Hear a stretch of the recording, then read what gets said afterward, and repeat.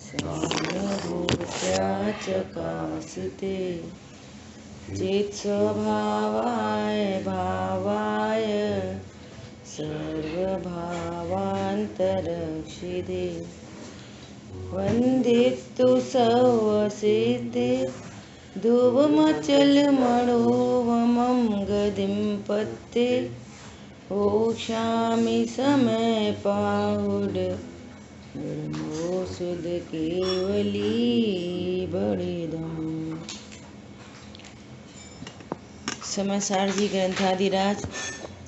और अपनी कल 5वीं गाथा अपन ने शुरू करी थी। अब तक एकत्व विभक्त आत्मा की उपलब्धि सुलभ क्यों नहीं रही, जबकि वस्तु प्रथम से ही उसका स्व से एकत्व है और पर से विभक्त है। ऐसा होने पर भी इसकी उपलब्धि क्यों नहीं हुई, इन सब की चर्चा अभी तक हुई। अब आचार्य भगवान कह रहे हैं कि अब हम आपको उसी आत्मा के एकत्व को बताएंगे। और ये 5वीं गाथा में ही नहीं बता रहे, ये पूरे ग्रंथ में आचार्य भगवान की प्रतिज्ञा है कि हम आपको एकत्व विभक्त आत्मा बताएंगे। पूरी 415 गाथाओं में अब ये हमारे लिए भी ये समझने की बात है कि किसी भी गाथा का हम स्वाध्याय करेंगे तो हमको भी इस प्रतिज्ञा, जो आचार्य भगवान की प्रतिज्ञा है, उसको ध्यान में रखना है। उसको ध्यान में रख के इस ग्रंथ का स्वाध्याय करना है हमको भी, है ना। तो आचार्य भगवान कह रहे हैं, देखो गाथार्थ पढ़ते हैं।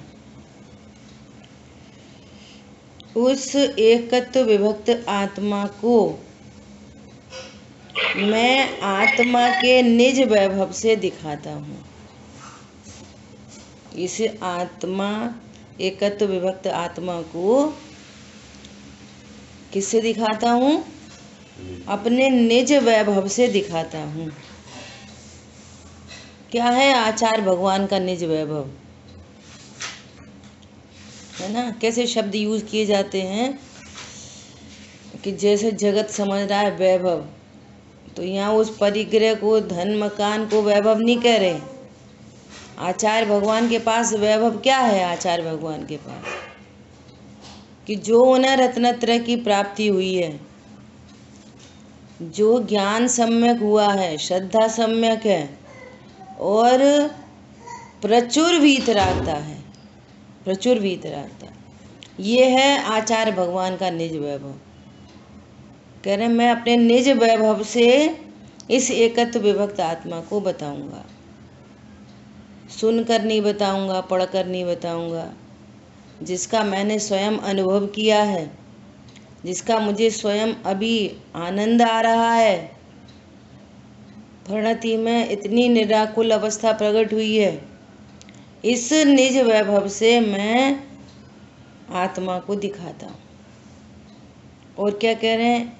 यदि मैं दिखाऊं तो तुम भी प्रमाण करना,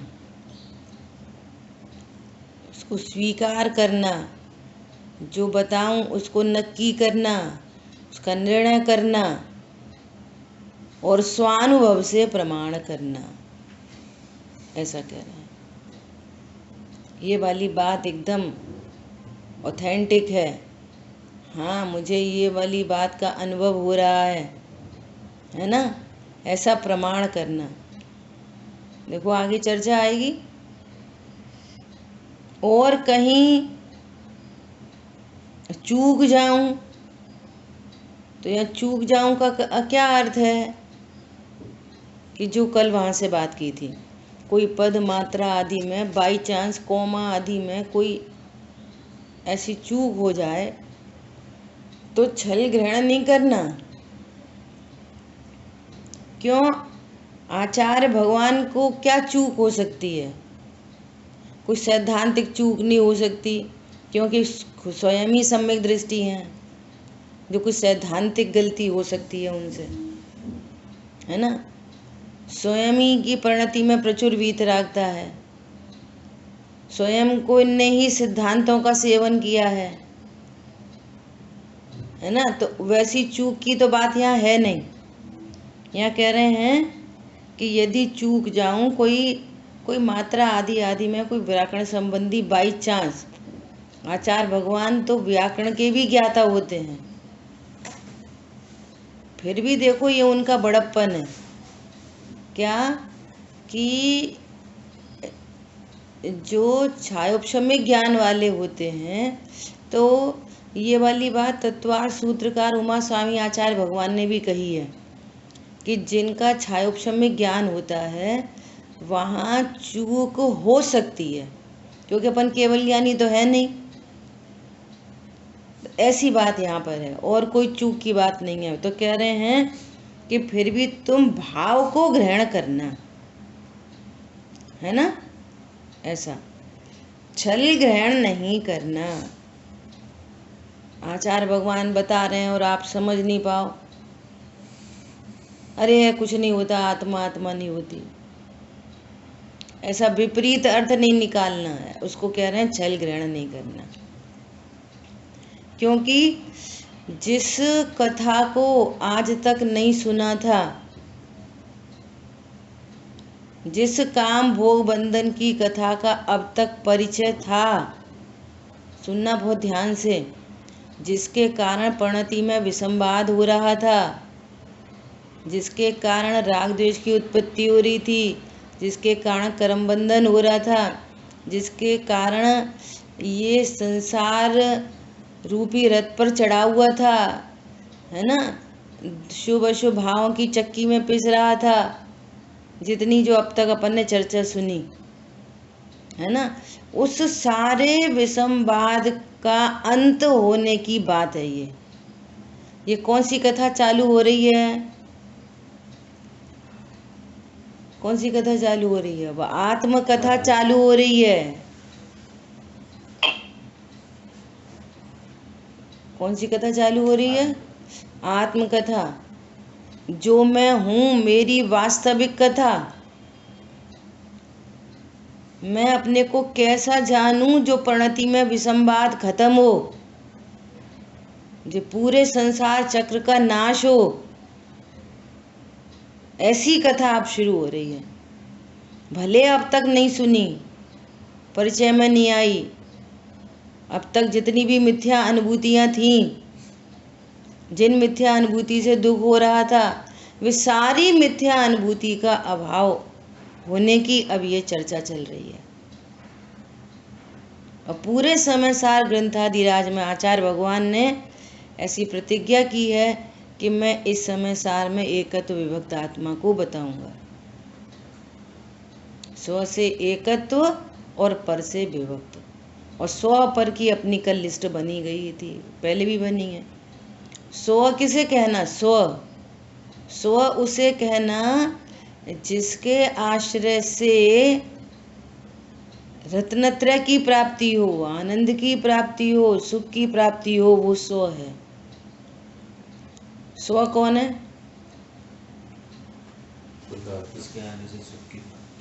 ये परिभाषा स्व की। ऐसा पूछते हैं ना, अरे रत्नत्रय को भी पर कह दिया, मोक्ष को भी पर कह दिया, क्यों कह दिया? कि मोक्ष के लक्ष्य से भी मोक्ष प्रकट नहीं होता, मोक्ष के लक्ष्य से भी नया राग उत्पन्न होता है, संवर निर्जरा के लक्ष्य से भी नया राग उत्पन्न होता है। तो एक फॉर्मूला, पर की कोटि में कौन कौन जाएगा? चाहे कोई हो जिसके लक्ष्य से राग द्वेष होता है। थोड़ी सी चर्चा कर लें यहीं पे स्व पर की, एकत्व विभक्त की। कोई ऐसा विचार करे कि अभी तो हमें मोक्ष है नहीं, मोक्ष तत्व परिणति में है नहीं, तो उसका लक्ष्य कैसे होगा? उसको प्रकट करने के नाम से लक्ष्य होएगा। सही बात है, मोक्ष चाहिए, मोक्ष चाहिए, मोक्ष चाहिए, सही बात है। सम्यक दर्शन चाहिए, अब तो सम्यक दर्शन चाहिए। तो जब तक ये सम्यक दर्शन चाहिए,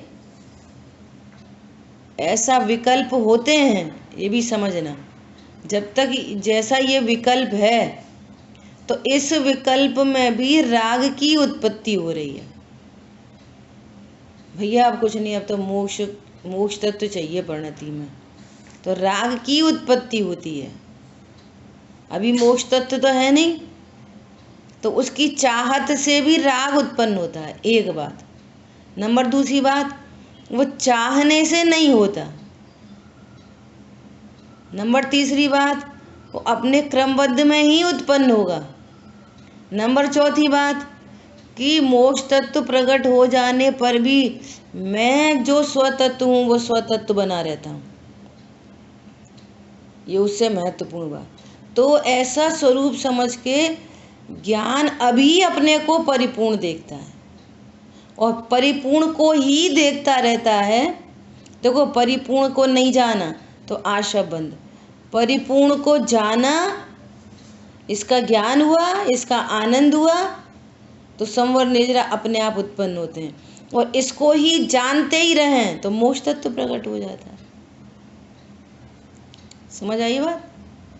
ऐसा इसलिए इस अपेक्षा से जितनी भी पर्याय हैं, जितनी पर्याय हैं, वे सब पर के खाते में आती हैं। पॉइंट समझ में आया? ऐसा कोई ऐसा प्रश्न आया था कि अभी तो मोक्ष तत्व तो है नहीं, तो उसका लक्ष्य कैसे होगा? तो ऐसे होगा, उसको मैं प्रकट करना चाहता हूँ। ऐसे आचार्य भगवान ने अपनी विकल्प को सामने रखा अपन के, कि मैं इस समय सार जी की टीका का फल परम विशुद्धि चाहता हूँ। तो जब ये भाव उन्हें उत्पन्न हो रहा है तो राग हो रहा है। राग से वीतरागता नहीं होती। होते हैं ऐसे विकल्प, आते हैं, लेकिन वो कौन सा तत्व है? वो जो विकल्प उत्पन्न हो रहा है वो कौन सा तत्व है? वो राग तत्व है, वो मंद कषाय रूप परिणाम है ना? ऐसी बात है। तो यहाँ क्या कह रहे हैं कि मैं बताऊंगा तो तुम प्रमाण करना, स्वीकार करना इस बात को, आगम युक्ति न्याय से एकदम लॉजिकली, ऐसा। ठीक है, कोई भी मिथ्या अनुभूति नहीं रखना। देखो, इस शब्द को बार बार यूज किया जा रहा है प्रमाण करने में, ये वाली बात समझना। अब तक की जितनी मिथ्या अनुभूतियां हैं, क्या है मिथ्या अनुभूति? संयोग मेरे हैं, संयोग अच्छे हैं, संयोग बुरे हैं, मैं गोरा हूँ, मैं काला हूँ, मुझे बुखार आ गया, मुझे ठंड लग गई। अरे सही बात है, अनादि से कर्म बंधे हैं, सही बात है, कर्मों का भाव करना है। परिणति में कैसे भाव उत्पन्न होते रहते हैं, अपने ही भाव हैं, शुभ अशुभ भाव। अरे मैं तो सिर्फ जानने वाला हूँ। कौन समझ में आ रहा है? मैं जीवित शक्ति से जीता हूँ। ये सारी मिथ्या अनुभूति है, सारी। इस रूप अनुभव करता है जीव, तो उसकी परिणति में विसंवाद हो रहा है। और जो अपने को एक अभेद ज्ञायक भाव जानता है, स्व से एकत्व और सब से पर्याय मात्र से विभक्त, और मेरे में भेद नहीं होने से मैं अभेद हूँ, तो गुण भेद से भी विभक्त, ये एकत्व विभक्त।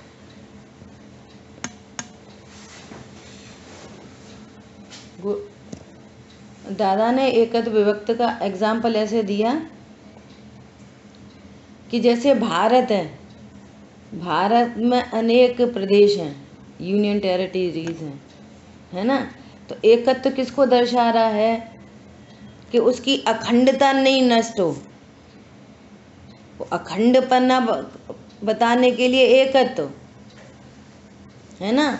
और अन्य देश की सीमाएं हैं चारों तरफ, है ना, तो उनका मेरे में प्रवेश नहीं हो।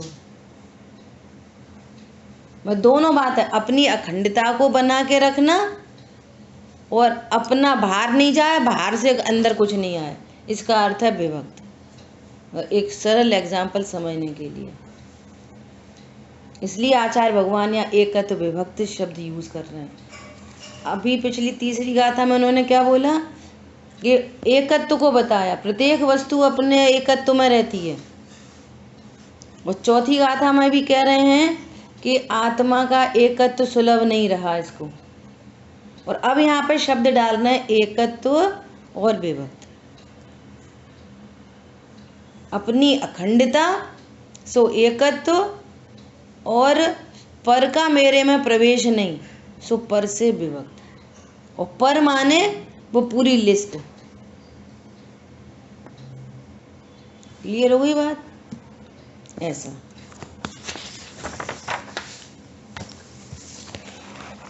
देखो टीका पढ़ते हैं।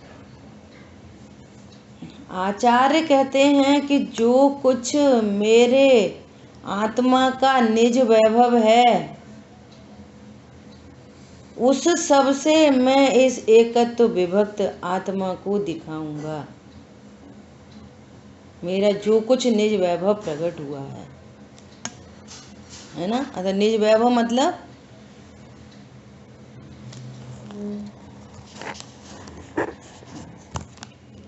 निज वैभव मतलब अभी तो चर्चा की है,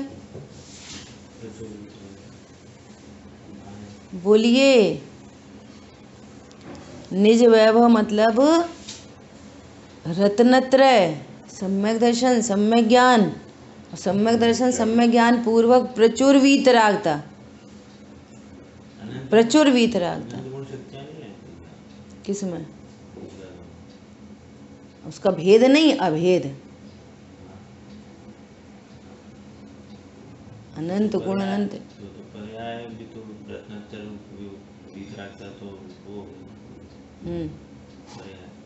होए गुण भेद में भेद खड़ा रहता है। महिमा सब चर्चा हो चुकी पहले कि गुणों के भेद के द्वारा वस्तु की महिमा की जाती है। ज्ञान में वस्तु बसी रहती है। एग्जाम्पल दिया था, कोई लड़की की बात चल रही है, अब वो कह रहे हैं लड़की ऐसी है, लड़की इतनी हाइट है, बात कर रहे हैं हाइट की, और दिख कौन रही है? लड़की। बात कर रहे हैं उसकी एजुकेशन की, दिख रही है लड़की। बात कर रहे हैं उसने समोसे बनाए, वो बहुत अच्छी रसोई बना लेती है, दिख रहे हैं सामने समोसे, दिख रही है लड़की। एक अभेद बताएंगे तो ये कौन मना कर रहा है? भेद से बताएंगे, ये कौन मना कर रहा है? लेकिन यहाँ कह रहे हैं भेद से बताएंगे, तो तुम भेद को भेद पे नहीं रुकना, वस्तु को भेद रूप नहीं जानना। ये तो बिल्कुल नेचुरल बात है, बिल्कुल बहुत नेचुरल बात है। आम खरीदने जाओगे तो आपसे यही बोला जाएगा, अच्छे देख के लाना, छिलका ऐसा होना चाहिए, मोटे छिलके का नहीं लाना, पतली गुठली का लाना। ऐसे भेद से ही बात करेंगे। समझ आई बात? और अभेद का निर्णय होएगा। ऐसा वीतरागता से कैसे भेद पे जाएंगे? वीतरागता से कैसे भेद पे जाएंगे? वीतरागता से कैसे भेद पे जाएंगे? वीतरागता तो स्वयं ही पर्याय है। लक्षण के माध्यम से लक्ष्य प्रसिद्ध होता है। आत्मा की पहचान का चिन्ह क्या है? ज्ञान। ये इसका नाम है कि ज्ञान भेद रूप है, और भेद से अभेद की ओर चले गए। ज्ञान लक्षण के माध्यम से आत्मा को जाना। वीतरागता तो आत्मा की पहचान का चिन्ह ही नहीं है, तो वीतरागता से अभेद पर कैसे जाएंगे? नहीं जा सकते। राग से भी अभेद की पहचान नहीं होती। आपने अभी बोला था ना कि निज वैभव क्या है, प्रचुर वीतरागता बोला। हाँ, तो निज वैभव से बताऊंगा। हाँ, तो अब समझो ना, वीतरागता से नहीं बता रहे, वो ये कह रहे हैं कि मेरी परिणति में मैंने उस एकत्व विभक्त आत्मा को जाना है, और उस एकत्व विभक्त आत्मा को जानकर मेरे निज वैभव का जन्म हुआ है। मैं तो पूर्व से ही त्रिकाली ध्रुव भगवान आत्मा हूँ, और मैंने अपने ज्ञान से उस एकत्व विभक्त को जाना है कि मेरा स्व से एकत्व है, पर से विभक्त है। ऐसा सम्यक ज्ञान, ऐसा विश्वास, और इस ज्ञान विश्वास पूर्वक मेरी परिणति में वीतरागता प्रकट हुई, और उसी का बारंबार बारंबार लक्ष्य किया। एकत्व मैं मेरे से मेरा एकत्व है, तो प्रचुर वीतरागता प्रकट हुई है। इतनी वीतरागता जो प्रकट हुई है, 3 कषाय चौकड़ी का अभाव हुआ है, वो एकत्व के लक्ष्य से प्रकट हुआ है। इसको कह रहे हैं निज वैभव। निज वैभव से दिखाऊंगा, अर्थात ये कह रहे हैं आचार्य भगवान कि मुझे सम्यक ज्ञान प्रकट हुआ है, सम्यक दर्शन है, और इसके आश्रय से प्रचुर वीतरागता प्रकट हुई है। प्रचुर वीतरागता पॉइंट समझ में कि आया कि मैंने व्यापार किया है, तो अब मैं बहुत, मुझे मालूम है कि इस व्यापार से धन होता है, और मैं तो बहुत अच्छा धनी हो गया, मेरी पूरी लग्जरी मेंटेन है, देखो इसी व्यापार से। इसलिए कह रहे हैं निज वैभव का जन्म हुआ। ये व्यापार ऐसा है कि जिससे तुम धनवान बन सकते हो। देखो मैं धनी तुम्हारे सामने खड़ा हूँ, इसलिए निज वैभव की बात की है। यहाँ त्रिकाली ध्रुव भगवान आत्मा की बात नहीं करी। निज वैभव मतलब पर्याय में प्रचुर वीतरागता प्रकट हुई है, सम्यक दर्शन, सम्यक ज्ञान पूर्वक, इसी एकत्व विभक्त आत्मा के आश्रय से। ऐसा कह रहे हैं आचार्य भगवान। उस सब से मैं एकत्व विभक्त आत्मा को दिखाऊंगा। एकत्व विभक्त आत्मा को मैंने देखा है, मुझे आनंद हुआ है, प्रचुर आनंद हुआ है, थोड़ा बहुत नहीं, प्रचुर आनंद। संजुलन मात्र शेष है, अभी जय जयनाथ परम गुरु हुए, अभी अरंत पद को प्राप्त कर ले, ऐसा प्रचुर स्व संवेदन। आगे कहेंगे, और कहेंगे आगे, है ना। एकत्व विभक्त आत्मा को दिखाऊंगा कि फिर क्या कह रहे हैं, ऐसा मैंने व्यवसाय उद्यम निर्णय किया है। मैंने ऐसा निर्णय किया, क्या निर्णय किया है, इस समय सारजी ग्रंथ में मैं एकत्व विभक्त आत्मा को दिखाऊंगा पूरी 415 गाथा में, और दूसरी कोई बात नहीं करूंगा। ऐसी उन्होंने निर्णय किया है। जिस आत्मा को भूलकर आज तक ये जीव दुखी हो रहा है, उस आत्मा को बताऊंगा। जिसके आश्रय से रत्नत्रय की प्राप्ति होती ही है, उस आत्मा को दिखाऊंगा।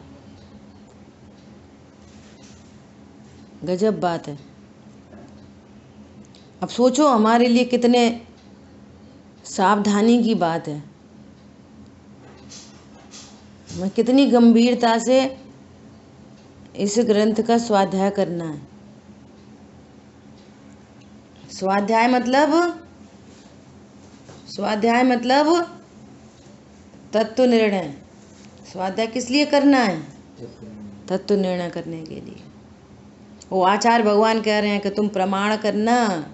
जैन शासन पूरे लॉजिक पे टिका हुआ है, लॉजिकली, हर बात को लॉजिक से समझो। गुरुदेव श्री बार बार कहते हैं लॉजिक से समझो। जो लॉजिक से नहीं समझते वो वस्तु स्वरूप को प्राप्त नहीं कर पाते, भले ही उनके वचन में वो सही बात बोल रहे हो, क्योंकि उनके ज्ञान में अपेक्षा ही नहीं है। ये किस अपेक्षा से बात की जा रही है। देखो अपन चर्चा करेंगे और आगे देखो कैसा है कैसा है मेरे आत्मा का निज वैभव। क्या बोल रहे हैं? कैसा है वो निज वैभव, अर्थात उस निज वैभव की प्राप्ति मुझे कैसे हुई है। तो अब वो 4 बातें कह रहे हैं। मेरे निज वैभव की प्राप्ति कैसे हुई है, कैसा है मेरा निज वैभव। इस लोक में प्रकट समस्त वस्तुओं का प्रकाशक और स्यात् पद की मुद्रा वाला जो शब्द ब्रह्म अरहंत का परमागम, उसकी उपासना से जिसका जन्म हुआ है। किससे जन्म हुआ है? ये इतना बड़ा सेंटेंस है ना, इतने बड़े सेंटेंस में भावार्थकार ने एक शॉर्ट में बात की, आगम का सेवन। देखो अब आगम के सेवन को देखना कैसे, कि इस लोक में जो समस्त वस्तुओं का प्रकाशक है, ऐसा कौन है समस्त वस्तुओं का प्रकाशक? अनंत भगवान की दिव्य धनी से आया हुआ आगम। आगम क्या है? अनंत भगवान की दिव्य धनी, वो क्या है?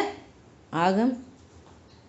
और किसको जानता है? अनंत भगवान की दिव्य धनी में किसकी बात आई? समस्त वस्तुओं का प्रकाशक, है ना। और इम्पोर्टेंट बात, बहुत बहुत इम्पोर्टेंट बात, स्यात् पद की मुद्रा वाला। ये बहुत इम्पोर्टेंट चीज है जिन शासन की। स्यात् पद की मुद्रा वाला जो शब्द ब्रह्म है। शब्द ब्रह्म की ये शब्द की चर्चा आगे भी हो गई। शब्द ब्रह्म, दिव्यध्वनि क्या है? समस्त वस्तुओं को प्रकाश करने वाला शब्द ब्रह्म,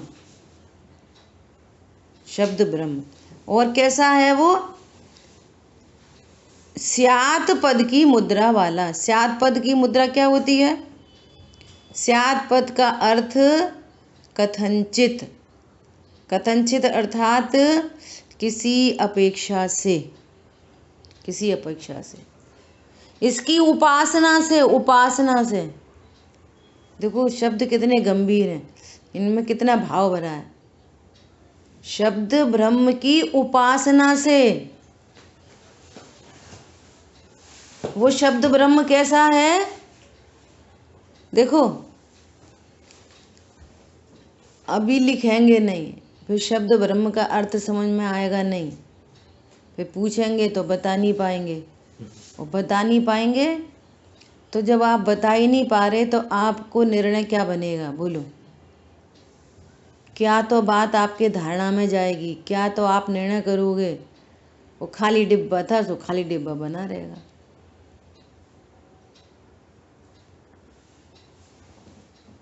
हम तो बहुत प्रेरणा करते हैं, और चलो यहाँ सामने ये 2-3 लोग बैठे हैं तो चर्चा करते हैं।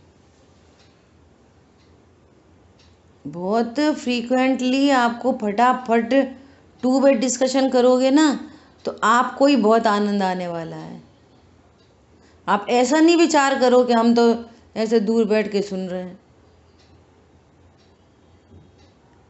ऐसे ही विचार करो सामने ही बैठे हैं।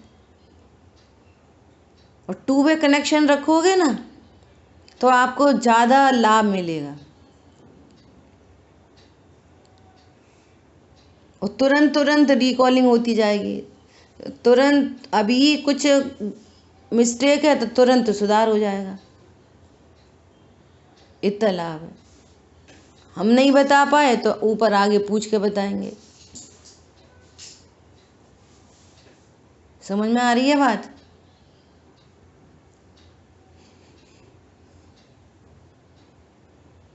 बोलो, अच्छा बोलो, निज वैभव किसे कहा? जल्दी फटाफट। सम्यक सम्यक ज्ञान पूर्वक। हाँ, निज वैभव है सम्यक दर्शन सम्यक ज्ञान से जो प्रत्यक्ष की प्राप्ति हुई वो घटू रत्नत्रय ये निज वैभव।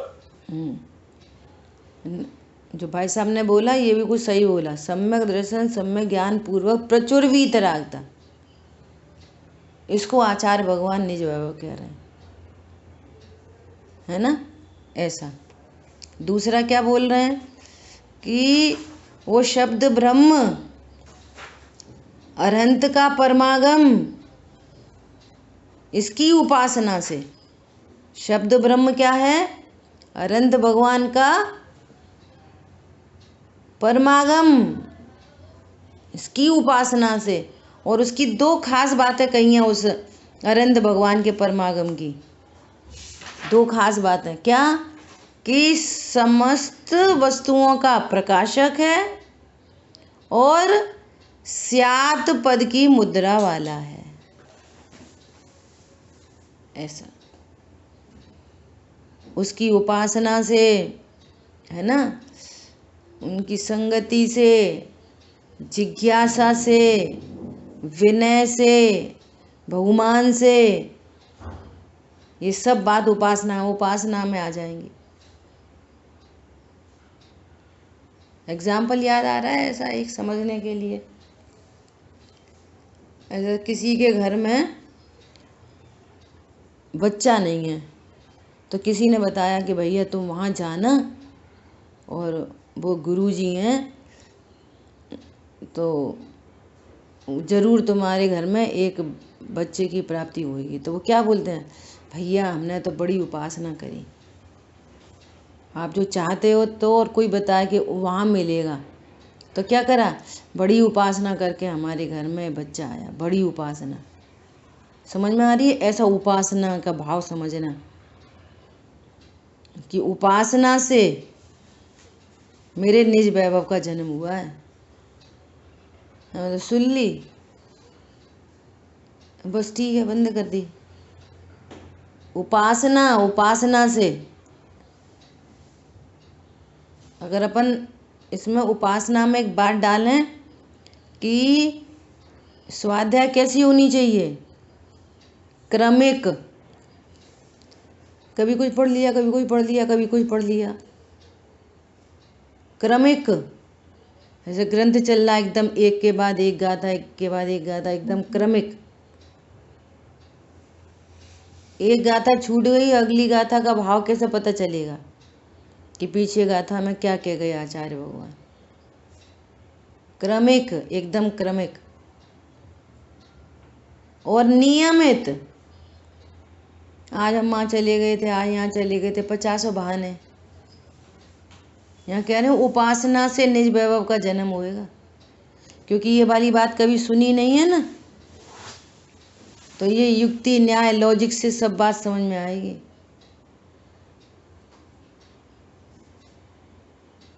क्रमिक, नियमित और मोस्ट इम्पॉर्टेंट कि आपने जो स्वाध्याय की है उसमें आपको क्या निर्णय बन रहा है? निर्णयात्मक, एकदम निर्णयात्मक स्वाध्याय होनी चाहिए।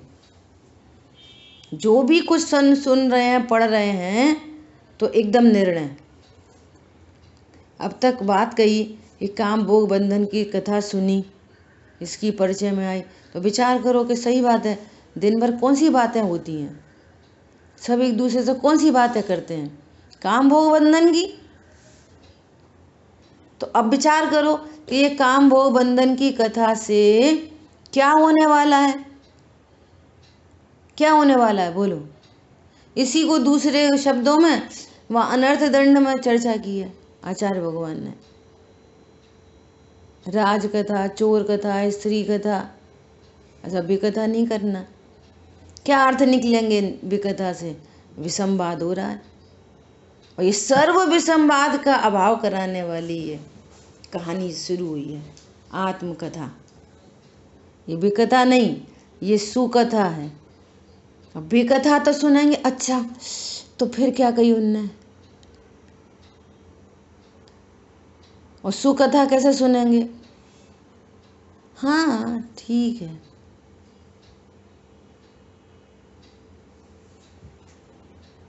कौन समझ में आ रहा है? ऐसा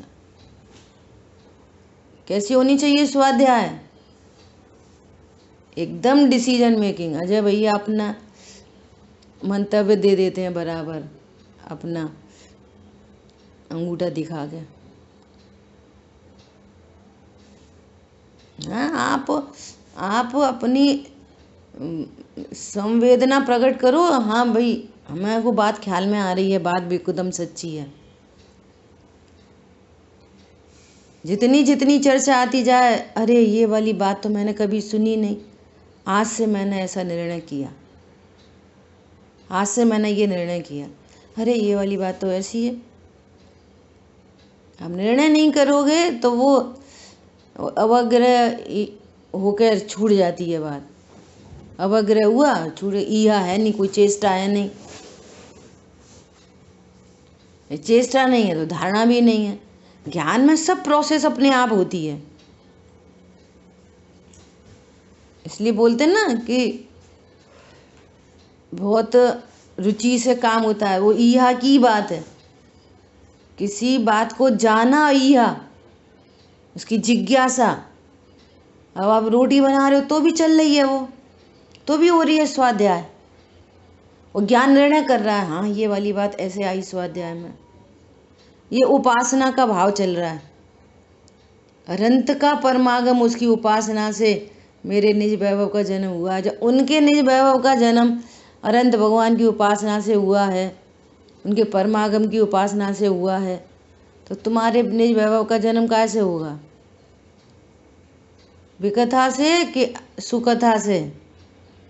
उसकी उपासना करने से कि सुन के छोड़ देने से? करो निर्णय। ऐसा एक बात। नंबर दूसरी बात, स्यात् पद का अर्थ है कथनचित। ये बहुत इम्पोर्टेंट बात है, इसको समझ पाना, इसको समझना। क्या बोल रहे हैं? अर्थात किसी प्रकार से, किसी अपेक्षा से कहना, किसी अपेक्षा से, किसी प्रकार से कहना। आज अपन थोड़ी सी चर्चा इसकी करते हैं कि किसी अपेक्षा से कहना। कहना देखो, अभी दृष्टांत है ना, अभी ये नहीं बोलना कि मैं समय हूँ, समय सार हूँ। समझो कि आप डॉक्टर के यहाँ गए, है ना, तो वो जो कंपाउंडर है वो क्या बोलेगा डॉक्टर को? एक मरीज और आ गया। समझ में आ रही बात? डॉक्टर क्या बोलेगा? एक मरीज, है ना। मंदिर गए और धोती दुपट्टे पहने बढ़िया एकदम से, तो क्या बोलेंगे? अरे वो एक पुजारी और है, एक पुजारी, है ना। ट्रेन में चढ़े तो क्या बोलेंगे? एक यात्री, है ना। हो कौन वास्तव में? वो कौन? एक मनुष्य, एक व्यक्ति, है ना। और उस व्यक्ति को किसी किसी अपेक्षा से क्या कह रहे हैं? किसी प्रकार से, किसी अपेक्षा से। स्यात् पद का अर्थ समझना है ना। किसी अपेक्षा से क्या कह रहे हैं? मरीज, पुजारी, यात्री, रागीर। अब इतना ऐसा ऐसा कहा जा रहा है, तो आप उसी समय स्वयं अनुभव क्या कर रहे हो? बोलो, क्या अनुभव कर रहे हो? मैं एक व्यक्ति हूँ। पॉइंट पकड़ में आ रहा है? अब मैं एक व्यक्ति हूँ, मैं पुरुष हूँ, मैं स्त्री हूँ, ऐसी अनुभूति आपकी जा रही है जब ये कहा जा रहा है कि एक मरीज आ गया, ये तो पुजारी है, पॉइंट समझ में आया? ऐसा इसी प्रकार यहाँ जिनेंद्र भगवान की का जो परमागम है, वो परमागम भी किसी अपेक्षा से बात करता है, किसी अपेक्षा से कहा जाता है। जैसे वस्तु को कह रहे हैं कि वस्तु नित्य है। वस्तु क्या है? नित्य है।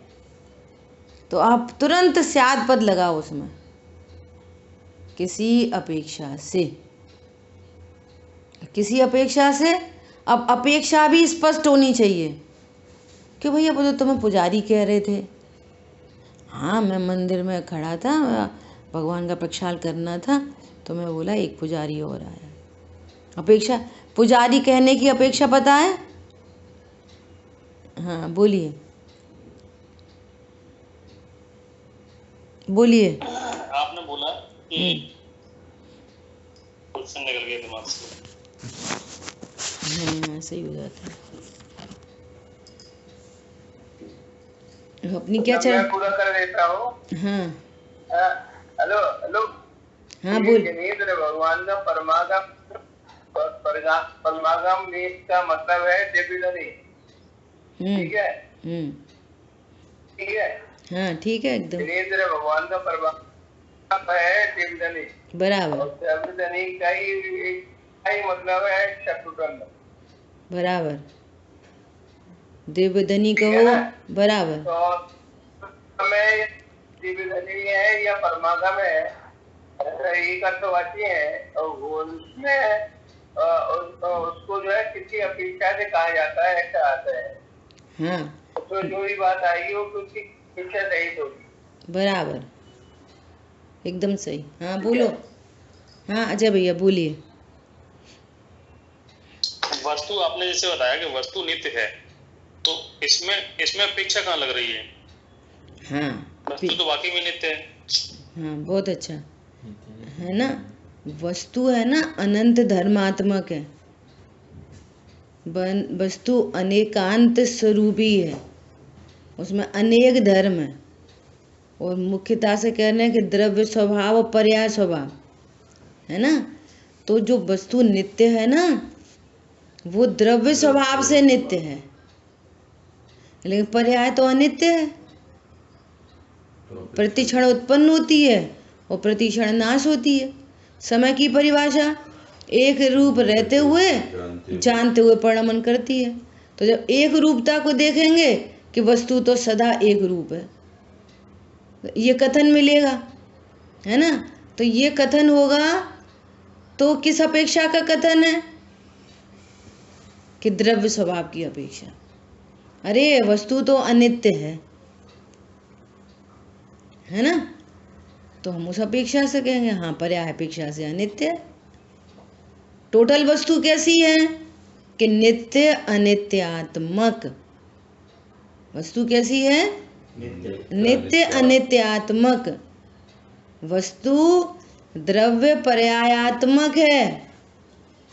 आचार्य भगवान ने कहा ना, मैंने तीसरा कलश पढ़ा था कि द्रव्य पर्यायात्मक वस्तु में से जो अकेले द्रव्य का लक्ष्य करे, द्रव्य की कथन करे, द्रव्य को विषय बनाए, सो द्रव्यार्थिक न।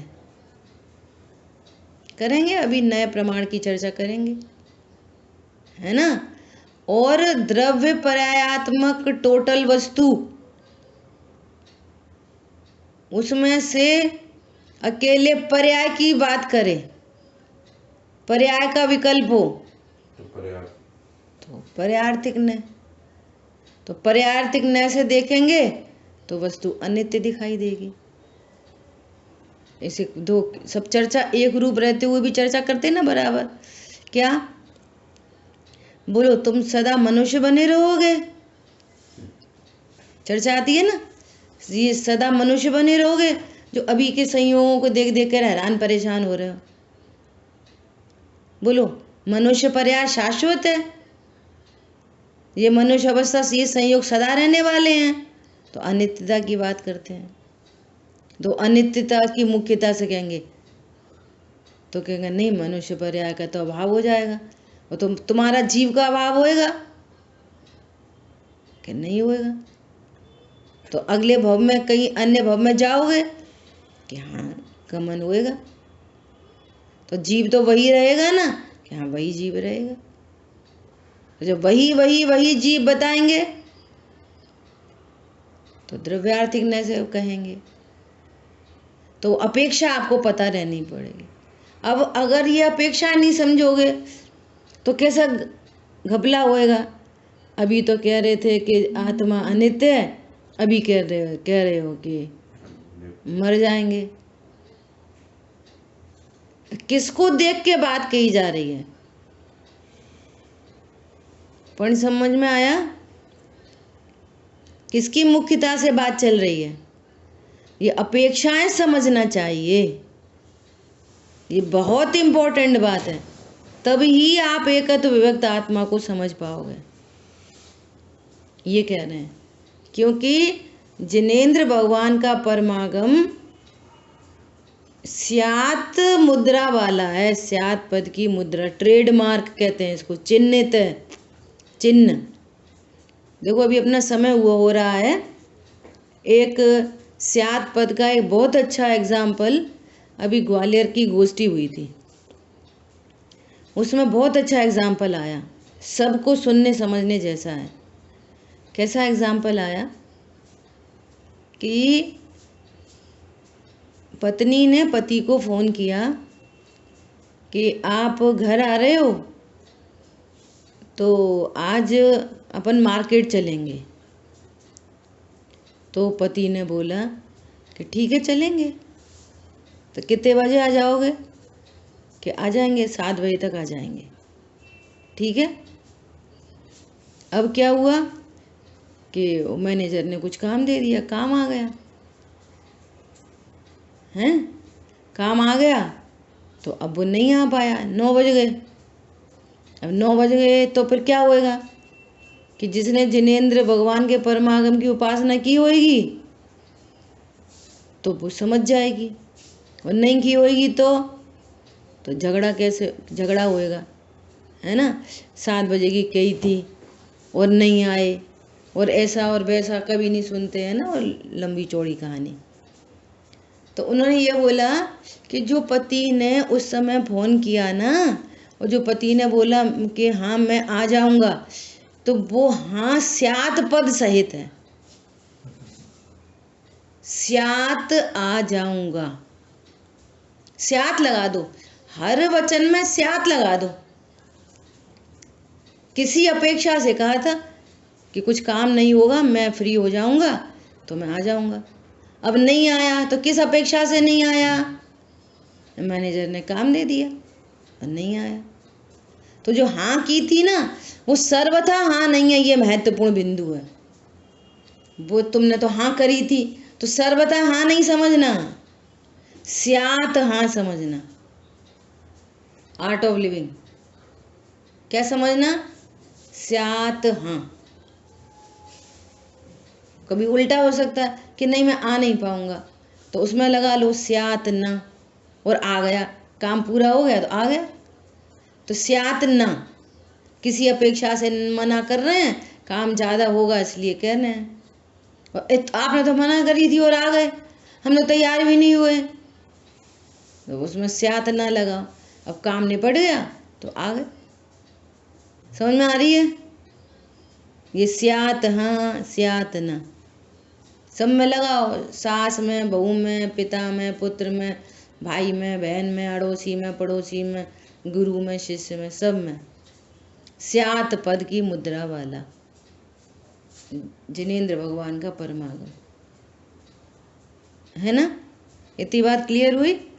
देखो अब कल अपन इस चीज को इधर ही रोक के, ये कैसे स्यात् पद लगता है, कथनचित किसी अपेक्षा से कहकर, है ना, और फिर भी हम अपने को कैसा देखें, उन अपेक्षाओं को समझते हुए भी हम अपने को कैसा देखें, है ना, इसकी चर्चा कल करेंगे 8 नयों के माध्यम से।